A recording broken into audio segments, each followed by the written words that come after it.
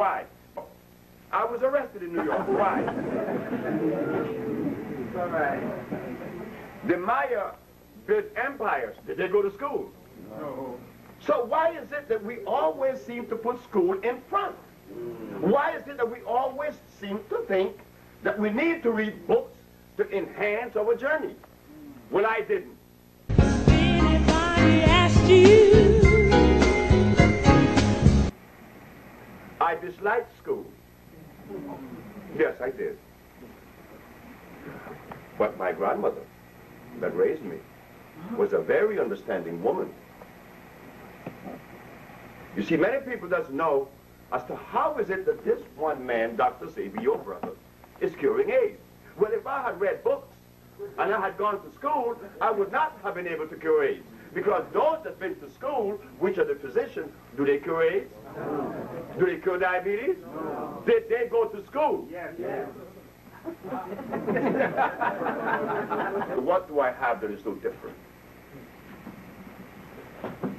In the past 450 years in the brothers from Africa, our anthropologists, our historians, our revolutionaries, they never talk about the very important thing that was supposed to be addressed, our diet.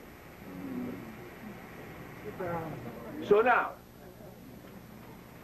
in the last 450 years, the Western medicine has been prevailing. What do they say? When you are sick, you have a germ, a virus, or a bacteria, which is the cause of your manifestation of disease. That's what they say. A germ, a virus, or a bacteria. Oh, yeah? Well, if you have identified the cause of disease, how come you're not curing anything? I said, no. It's mucus. There's only one disease, never two. And don't be afraid. I told that to the Supreme Court of New York when I was arrested in 1988.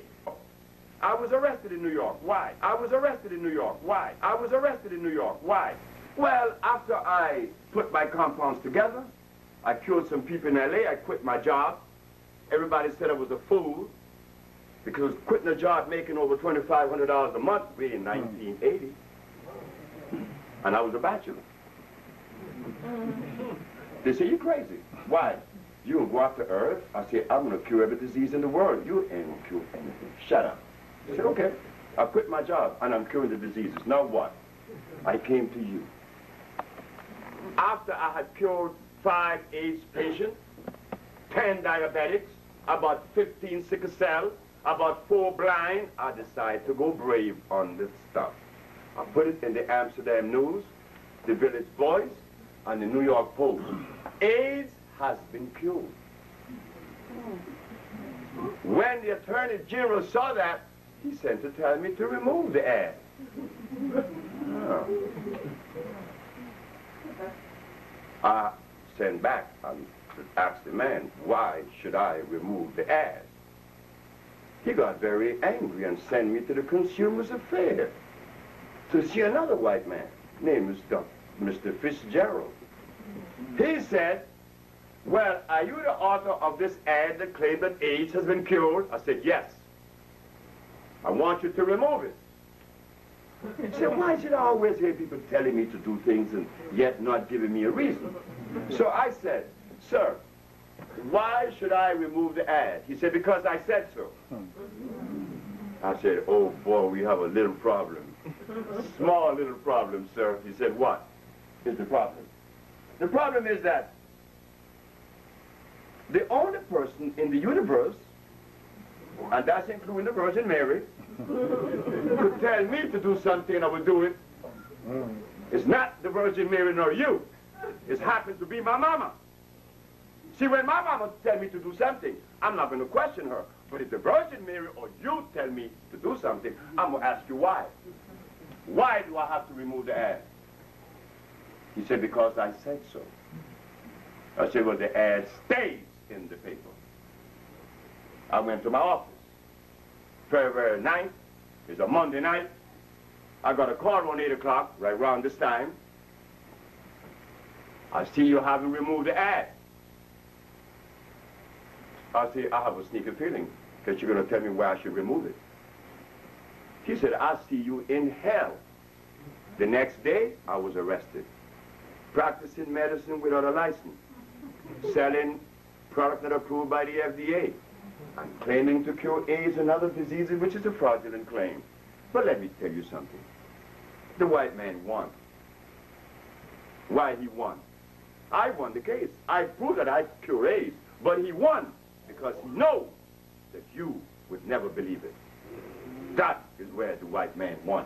And to substantiate my claim, when I won the case, the night that I went to get the verdict, there was no black people there. There was a bunch of white people there. The Park Slope paper came to me. The white man sent that to me. Dr. Sebi, you mind if I ask a question? I said, no. Where are the black newspapers? Tonight you have set a precedent. This is the first time in the United States government or the country in which someone stood up against the American Medical Association and went. Where are the black newspapers? I said, I don't know. Where are the black leaders? I don't know. I don't even care. I did it for me, not for the public. I want to show the world what a black man could do. The white man said, well, I'm going to write about it. And he put it in the Park Slope paper. Herbalists cure AIDS. Dr. Sebi, natural cure for AIDS, and more use food, not drugs. A white man did that. I went to Saigon. I went to Jesse Jackson.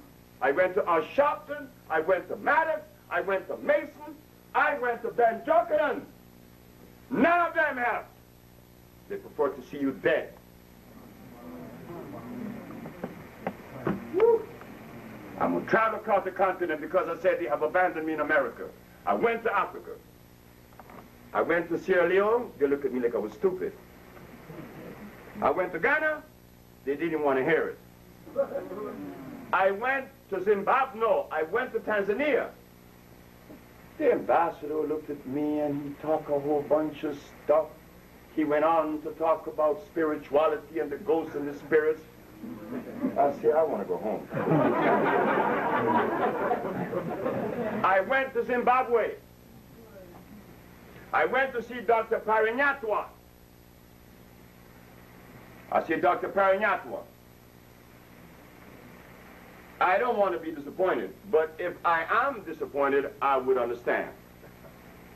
He said, what do you have for Zimbabwe? I said, I cure AIDS. I cure diabetes. I cure sickle cell. I cure blindness.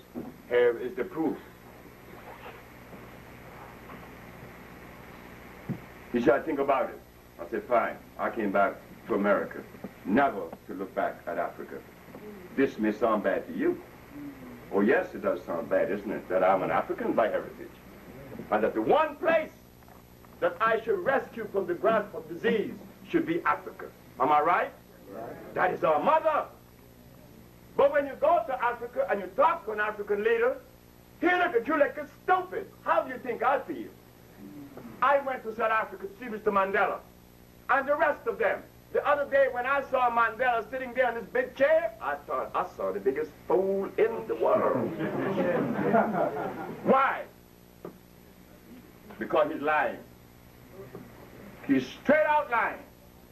Why do I make such a blatant statement? Because I know I'm telling the truth. He's lying. Because I went to South Africa. I went to his ministry, and he too rejected. I went to Oprah Winfrey. She rejected. WWRL, they said, don't interview this man. WNIB, they called him and said, don't you interview this man. So who do I turn to? My mother told me, because my mother's still alive, she's 90, I'm 70. She's 20 years older than me. She had me when she was 20. She said, son, look, let me tell you something. Shut up.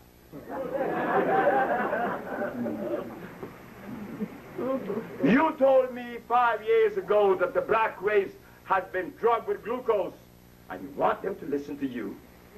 You want black people to listen to you when they ate glucose and continue to do so. What is glucose? Glucose is a chemical that will change your thinking pattern. It intercepts and confounds the hypothalamus in your brain. That's what sugar does. That's what starch does. We see it in Africa. Right in Nigeria, you have Igbos, Hausa, and Yorubas. You think they get along? That's just in one country, right?